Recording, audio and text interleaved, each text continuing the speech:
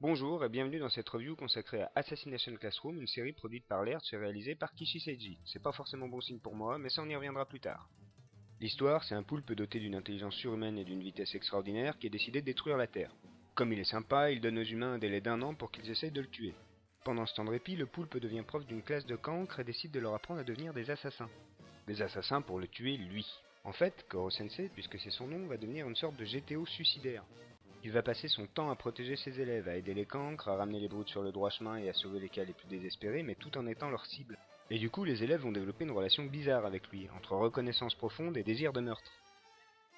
Avec un pitch pareil, vous vous doutez qu'on peut tomber facilement dans le lourdingue, et c'est là qu'intervient le réalisateur, Kishi Seiji. Pour moi, Kishi, c'est quelqu'un qui va passer son temps à annuler volontairement les effets qu'il crée. En gros, s'il installe une grosse tension dans une scène, il va la faire retomber à plat juste après, par ses choix de mise en scène. Ça peut donner des trucs très intéressants, hein, mais c'est souvent hors sujet, et le meilleur exemple de ça, c'est Devil Survivor 2. Une histoire d'apocalypse qui pourrait être pas mal, mais à laquelle on ne croit jamais parce que la réalisation passe son temps à décrédibiliser les actions des personnages. Maintenant, en ce qui concerne Assassination Classroom, j'ai envie de dire qu'on est devant un délire assez efficace, et ce pour deux raisons. La première, c'est Koro Sensei. Assassination Classroom, c'est le festival des looks improbables et des personnalités ridicules avec tous les clichés qui vont bien. Là-dessus, vous le mettez lui, là, avec sa tronche débile, ses pouvoirs random et le doublage de Fukuyama Jun.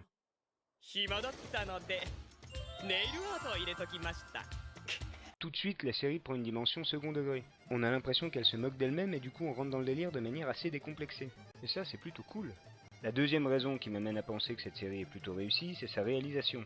Là pour le coup, une série basée sur l'autodérision, Kishi Seiji, c'est vraiment le choix parfait. Grâce à lui, rien de ce qu'on voit à l'écran n'est crédible, mais c'est pas grave, bien au contraire. En fait, si on accepte dès le départ de voir un poulpe inciter ses élèves à l'assassiner, bref, si on passe le premier épisode, la série se regarde sans problème. C'est une comédie bien débile, et si c'est votre truc, vous allez aimer la série, c'est quasiment obligé. Par contre, à côté du fun, il y a aussi un point qu'on retrouve dans pratiquement toutes les réalisations de Kishi Seiji, c'est le message anti-élitiste. Et pour ça comme pour le reste, on peut pas dire que ce soit fait dans la délicatesse. C'est d'ailleurs à mon avis le défaut le plus flagrant de la série. Je veux dire, l'histoire chelou, si on l'accepte dès le début, ça passe. Les persos exagérés au possible, c'est pareil, si on n'est pas client du délire, on abandonne dès le premier épisode. Et ça vaut aussi pour le style d'humour. Par contre, le message élitiste, c'est un autre problème. Je tiens à le préciser tout de suite, je trouve le fond du message très louable, c'est pas le propos, mais le problème c'est qu'on le comprend dès le départ et qu'il évolue pas du tout par la suite.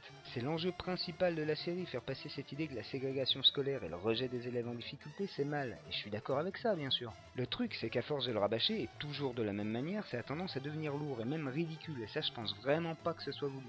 Bon après c'est pas si grave parce que ça reste une bonne comédie très efficace dans son genre. Du coup le bilan de tout ça c'est que la série n'est pas une grosse claque évidemment, mais elle peut représenter un spectacle vraiment divertissant. Le tout c'est d'aimer l'humour débile bien décomplexé et de ne pas s'attendre au scénario du siècle.